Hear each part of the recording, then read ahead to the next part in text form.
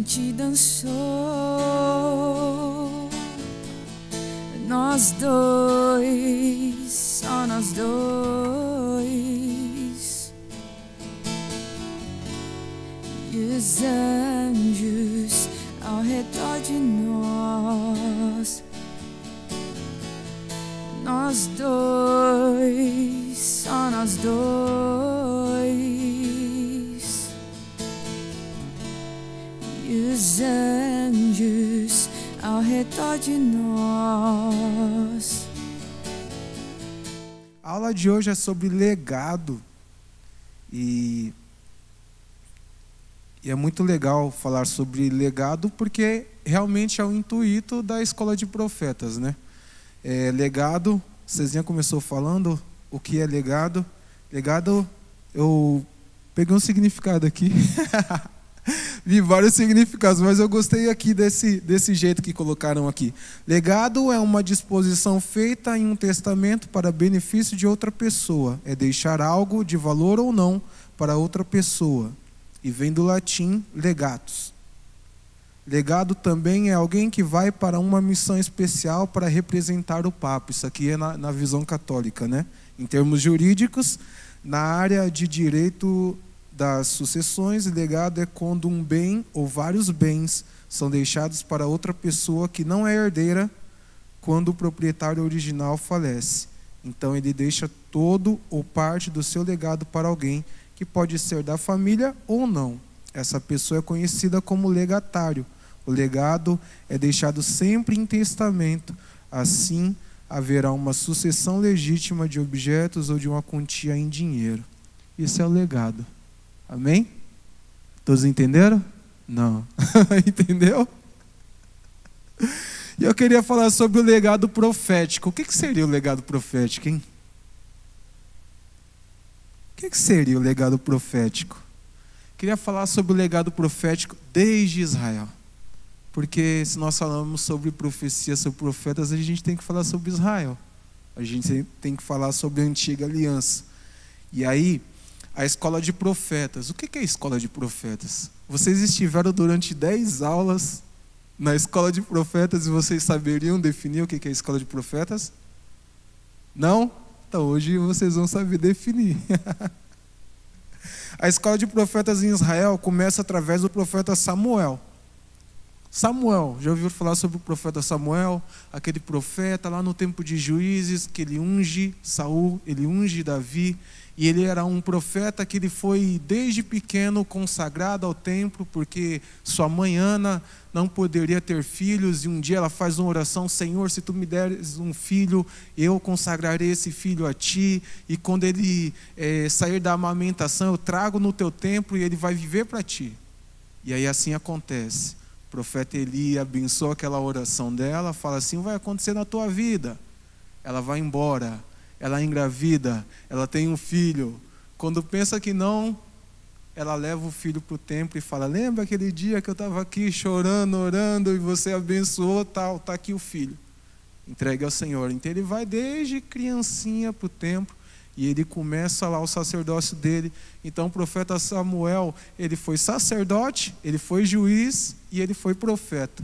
Ele tinha um monte de coisas, um monte de ofícios ali. E é bem legal que ele institui, ele é o precursor da escola de profetas em Israel. E o que era a escola de profetas?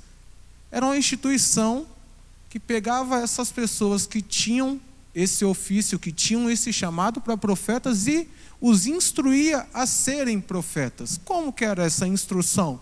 Era andando com profetas, era aprendendo lição dos profetas, era orando, era fazendo toda uma sistemática de como ser o profeta. Então, o profeta Samuel é aquele que traz primeiramente sobre Israel essa questão da escola de profetas, amém? Então vocês estão entendendo que vocês estão numa escola de profetas. Vocês estão sendo formados profetas.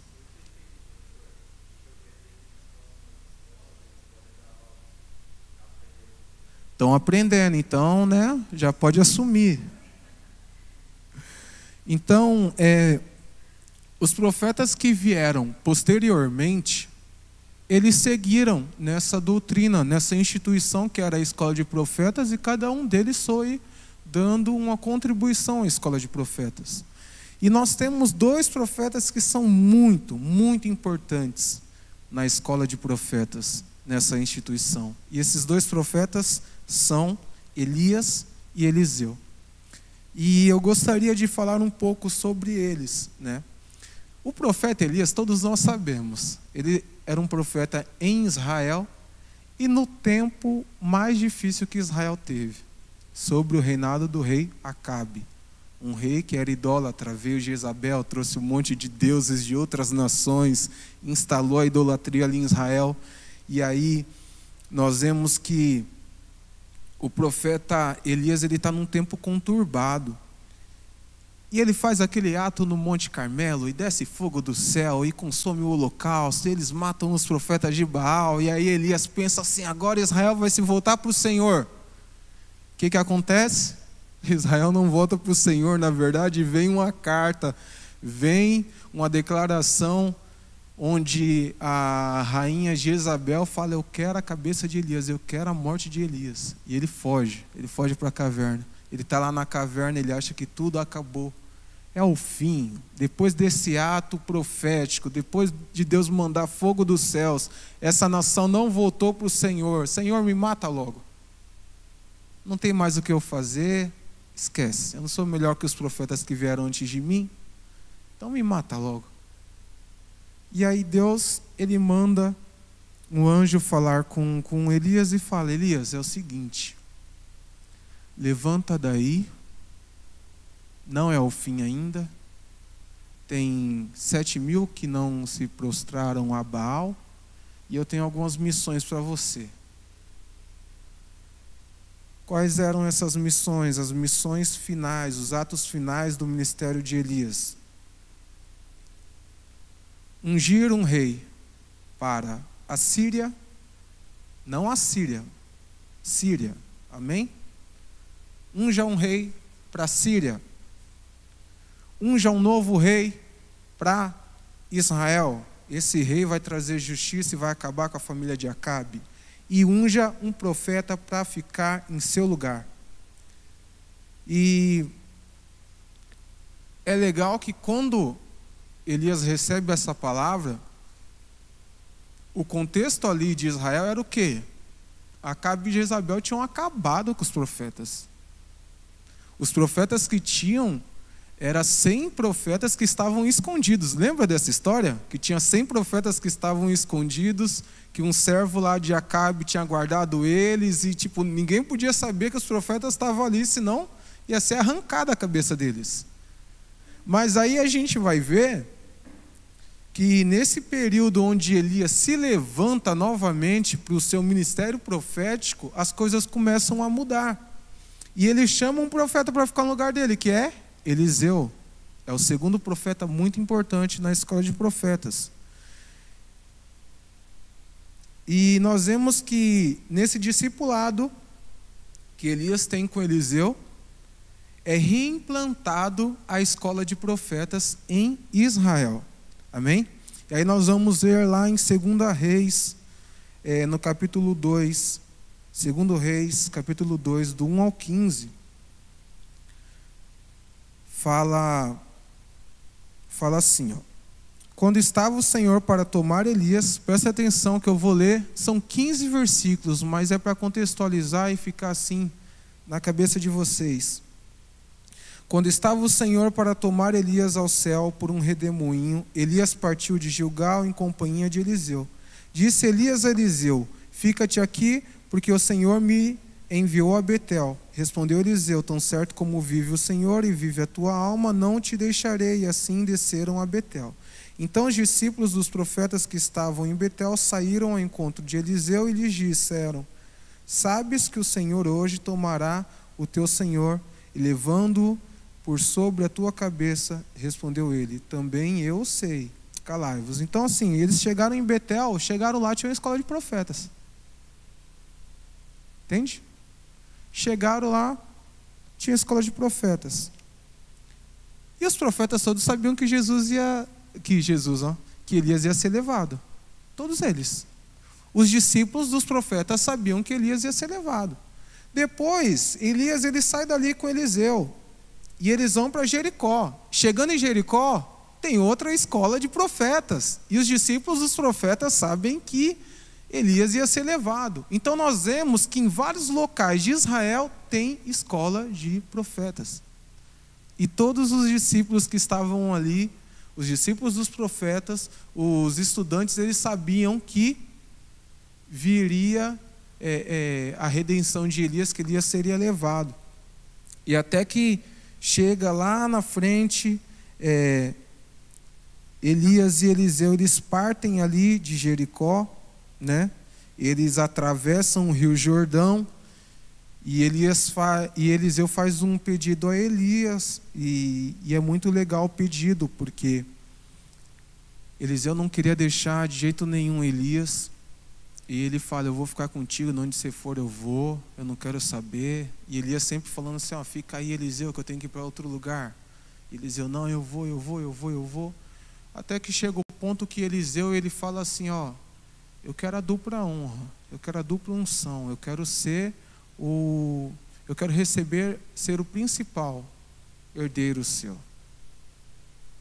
seu principal herdeiro, como que como que ele fosse o filho único, vamos dizer assim. Eu quero receber a maior parte da tua herança profética. E nós vemos também lá em 2 Reis, no 4, do 38 ao 44, fala assim, ó. Fala que Eliseu voltou para Gilgal, havia fome naquela terra. E estando os discípulos dos profetas assentados diante dele, disse ao seu moço: põe a panela grande ao lume e faze-o cozinhado para os discípulos dos profetas. Então nós vemos aqui que em Gilgal tinha uma escola de profetas também. Então tinha várias cidades de Israel onde a escola de profetas estava instaurada ali. Então nós vemos um tempo durante o reinado de Acabe que os profetas estão sendo mortos, um profeta se levanta, o profeta Elias se levanta novamente, começa a plantar a escola de profetas, começa a renascer os profetas em Israel. Amém? E Elias, ele parte. A palavra fala que Elias parte, vem uma carruagem de fogo com cavalos de fogo, separam Eliseu de Elias, e vem um rodamuinho e leva Elias. E quando Elias sobe, a capa dele cai. E Eliseu vê tudo isso, e a palavra profética de Elias era: se você ver quando eu subir aos céus, você receberá dupla unção. Então Eliseu recebe essa dupla unção, ele pega a capa de Elias, ele bate no Rio Jordão, e ele passa pelo Rio Jordão a seco, né? O Rio Jordão se parte. Os discípulos dos profetas veem Eliseu fazendo isso, e eles falam: o espírito de Elias está sobre Eliseu.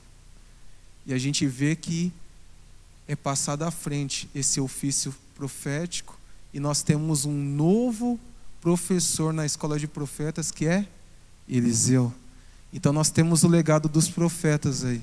Nós temos o legado da escola profética, e nós temos o legado profético de Eliseu, de Elias passando para Eliseu. Amém? E aí, irmãos, é muito legal ver isso. Porque o que nós de Lion nós acreditamos? Nós acreditamos no legado. E o legado são exemplos. Nós acreditamos que sermos uma igreja que não se corrompe, que não se vende por política, que não se vende por fama, que não se entrega às ondas que vêm, às modinhas que vêm, porque a igreja tal está fazendo isso, porque a igreja de fulano está fazendo aquilo. O não fazer isso e o cumprir a vontade do Senhor, esse é o nosso legado. E assim, irmãos, eu falei sobre Samuel, não foi fácil para Samuel. Quem se lembra de Samuel? Samuel, ele era juiz, e aí de repente o povo quer um rei. E ele fica triste, ele fala: Senhor, não está tudo certo aqui, eu estou sendo juiz sobre Israel, tudo está andando e eles estão me rejeitando.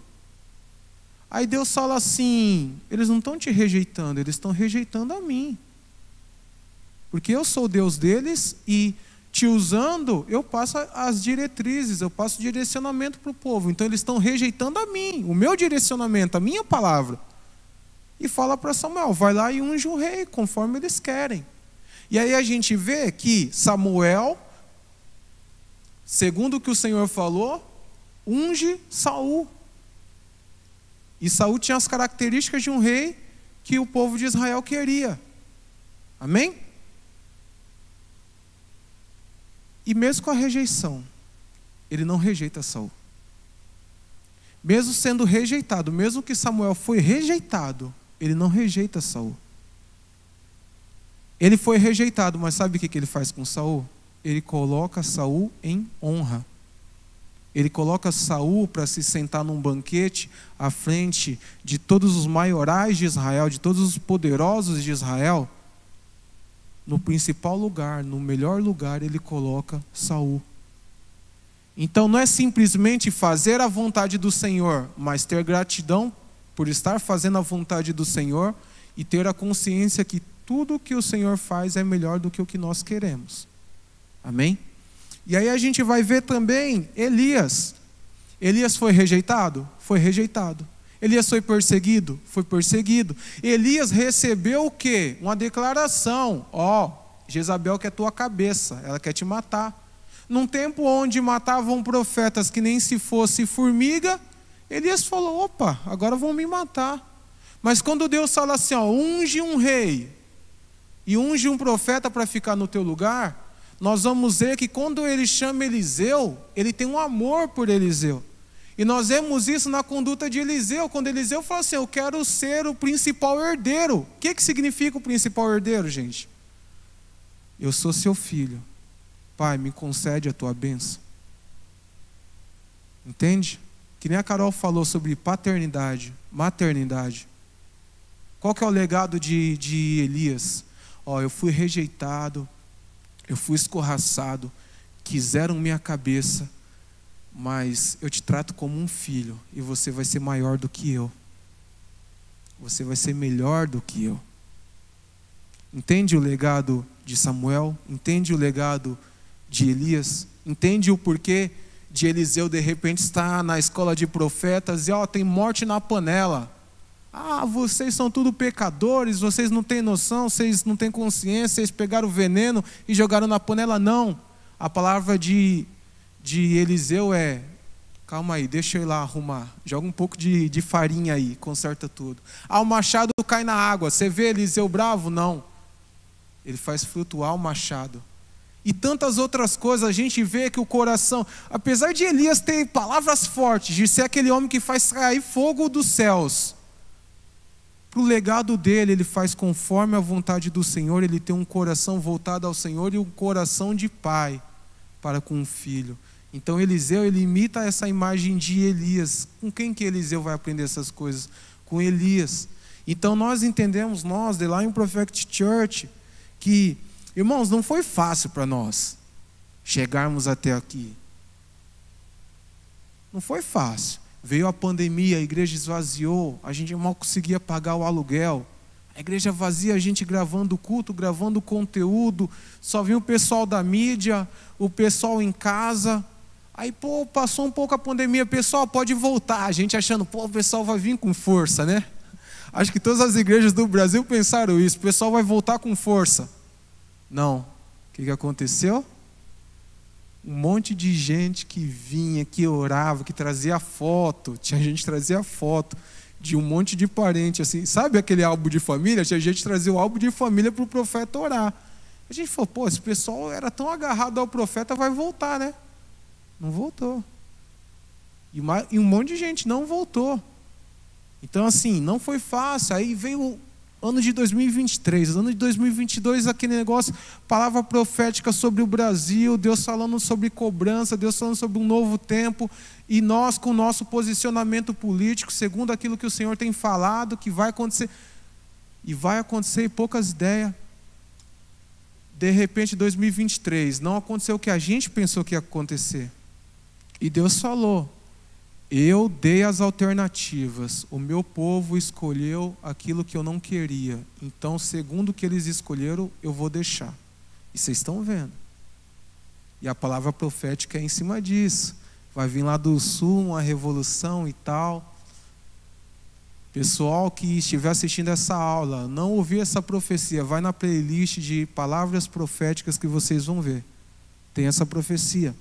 Então, assim, aquele julgamento, vocês falaram tal coisa, Deus falou através da boca de vocês tal coisa, e agora não aconteceu? Calma aí, quando Deus estava usando o profeta para falar que estava abrindo uma porta de emprego, que estava curando uma pessoa na tua família, era Deus. Agora que saiu uma profecia que não foi de agrado ao teu coração, você fez ao contrário do que Deus estava pedindo, não é mais Deus? Então teve muito desse julgamento, nego mandando mensagem, um monte de irmão nas redes sociais, expondo e criticando e tal. Então nosso psicológico ele foi meio abalado, mas a gente continuou, 2023, ano de trazer a arca. Pessoal, não vamos ligar para as críticas não, vamos trazer a arca. A gente trouxe a arca. Chegou no 2024, Shemitah. E aí, estamos no ano de Shemitah, com toda essa rejeição que foi no ano de 2023, a gente não se abalou. Estamos no ano de Shemitah, aí começa a acontecer todas essas catástrofes no Rio Grande do Sul. É doído? Com Elias não foi diferente, com Samuel não foi diferente, com nenhum dos profetas foi diferente. A gente vê Moisés, por exemplo, o que Moisés passou naquele deserto, mas o coração do profeta é o quê? Josué, você vai assumir no meu lugar, você vai liderar esse povo, você vai liderar melhor do que eu, na verdade.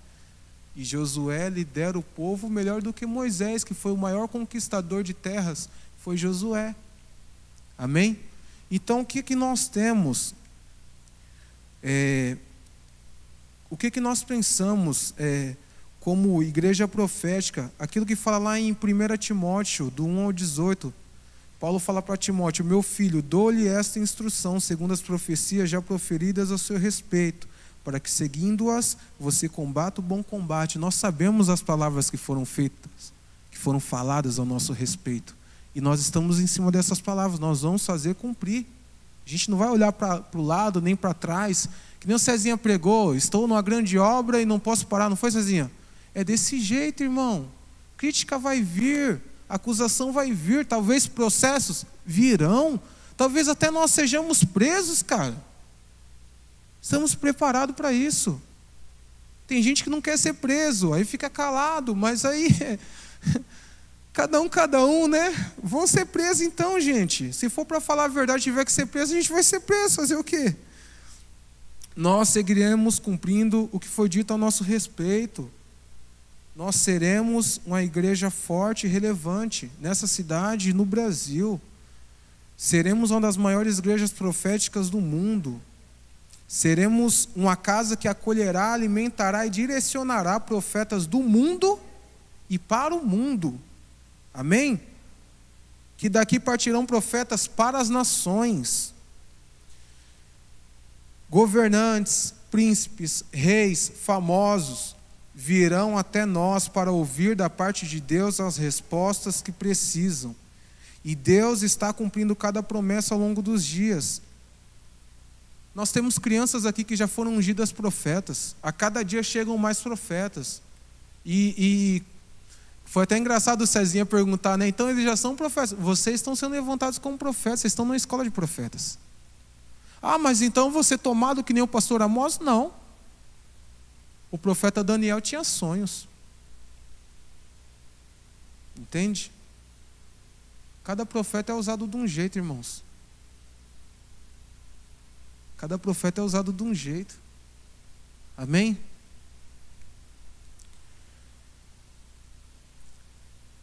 A nossa nação ela está sendo sacudida. E o que nos traz alegria em saber que a nossa nação está sendo sacudida? Que o avivamento está no horizonte. O avivamento está no horizonte. Porque quando o povo de Cristo é pisado, é esmagado, é quebrado, aí que ele acorda, volta para o Senhor e acontece o que tem que acontecer. Havia uma palavra sobre a igreja primitiva em Jerusalém que era: vão pelo mundo e façam discípulos. Vão e preguem a minha palavra. O que eles fizeram no começo da igreja primitiva? Se fecharam em Jerusalém, se confinaram lá e se o Espírito Santo não age, ficaria lá. Aí vem o quê? Perseguição. Aí eles tiveram que se espalhar. Aí quando foram se espalhando, foi pregando o evangelho para tudo que é canto. Então é assim. Deus às vezes tem que agir de certas formas para que a gente acorde, irmãos. E Deus está cumprindo as suas promessas. A gente estava falando hoje sobre o que está acontecendo no Rio Grande do Sul. Tem a palavra de um tsunami que virá sobre o nosso litoral. Tem uma palavra de um terremoto que virá sobre uma cidade. Tem a palavra que vem um vento forte sobre outra cidade. E Deus vai sacudir essa nação. Hoje, mas como que vai ficar? Não sei, eu sei que Deus está na causa, irmão. Estou alegre? Não estou, não. Eu estou que nem Jeremias chorando. Eu acordo na madrugada vendo as cenas lá do pessoal lá na enchente do Rio Grande do Sul. Eu vou orar 3 horas da manhã e Deus deu alguns temas específicos para mim orar, e quando eu vou ver, eu estou orando pelo povo lá. E não está sendo fácil, mas é o que Deus está fazendo, irmãos. É o que Deus está fazendo, e o profeta ele tem que entender isso, que às vezes não é com carinho, às vezes tem que ser com chibatada, mas tem que ser feito. A gente se alegra? Não se alegra não. Dizer, nossa, que felicidade, hein? Está sacudindo. Não. A gente fica contente em saber que Deus vai fazer o que Ele tem que fazer, mas a gente não fica alegre de ver sofrimento não, irmão. Te juro que a gente não fica. Não fica. Mas, em tudo isso, nós sabemos que Deus está cuidando e está tomando conta. E sabemos que sem profecia o povo se corrompe. Então, como Deus levantou Samuel, como Deus levantou Elias, como Deus levantou Eliseu, sabemos que temos muito trabalho a fazer e que a obra é santa e nós não vamos parar. O nosso legado será para o Brasil, será para as nações vizinhas, será para o mundo. E o nosso legado é uma igreja que está seguindo conforme a vontade do Senhor, que não se corrompe, que instrui, que levanta, que alimenta, que forma profetas, homens valorosos e mulheres valorosas para fazer a vontade do Senhor às nações. Amém? E se você está aqui, irmão, irmãs, vocês são profetas. Amém? Então não se espanta não. Vai vir coisa ruim? Vai vir coisa ruim.